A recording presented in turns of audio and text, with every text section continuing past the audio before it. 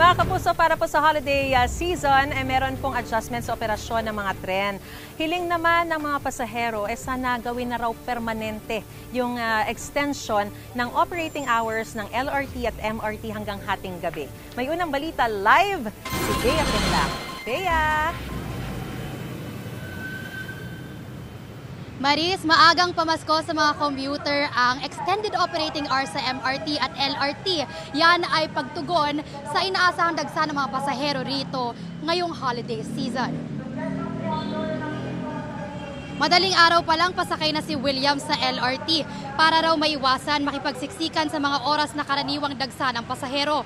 Minsan daw, napapa-overtime siya sa trabaho kaya magandang balita para sa kanya at ilan pang commuter na nakausap natin ang extended hours sa LRT ngayong holiday season. Pero hindi lang yan sa LRT, pati sa MRT3, extended ang oras ng biyahe mula December 16 hanggang 23.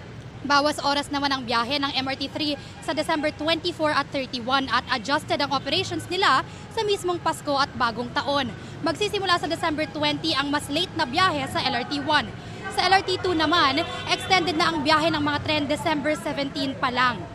Ang mga commuter, Christmas wish na gawin raw permanente ang extended hours ng operasyon ng MRT at LRT hanggang hating gabi. Pero ayon sa Department of Transportation, kapag permanenteng in-extend ang operating hours ng MRT at LRT, maaaring malagay sa alanganin ang kakayahan ng kanilang maintenance team na magsagawa ng kinakailangang checks at repairs.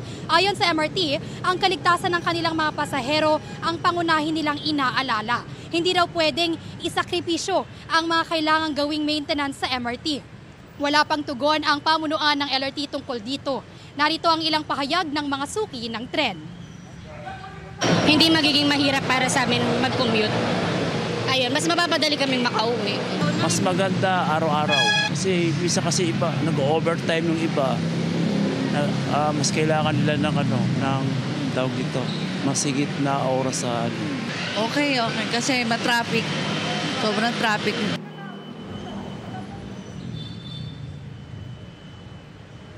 Maris, ayon sa mga nakausap natin, ay dumadami na raw yung mga pasaherong nakakasabay nila sa biyahe. Dahil nga simula na ang Christmas break para sa ilan at para sa iba naman nagsisimula na yung pagki-Christmas shopping nila. Yan ang unang balita mula rito sa Caloocan. Bea Pinlang para sa GMA Integrated News. Gusto mo bang mauna sa mga balita? Mag-subscribe na sa GMA Integrated News sa YouTube at tumutok sa unang balita.